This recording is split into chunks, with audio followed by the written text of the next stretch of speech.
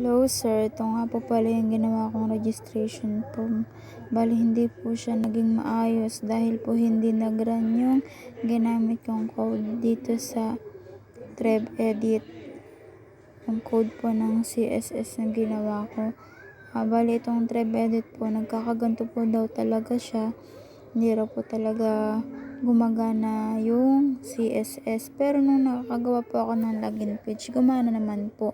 Pero nung sinubukan ko na tong gawin, tong registration form, hindi na po siya gumana. Ang nalink lang po ay yung background na nilagay ko.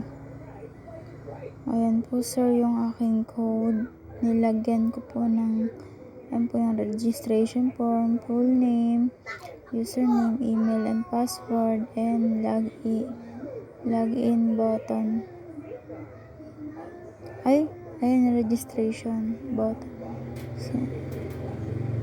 So ayan po, ang daming na-stress ako dito sir. Hindi ko siya nagawa ng maayos dahil po sa ginawa kong apps na to. Pero maghahanap nga po ako ng apps na magagamit ko po talaga na magra-run po yung mga code na ginawa ko.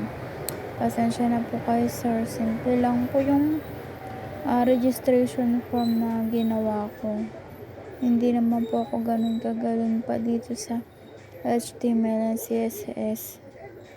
Willing naman din po ako pag-aralan kung paano to gamitin, paano gawin, kung paano gumawa ng mga web pages, ganyan, login page, paano mag-design.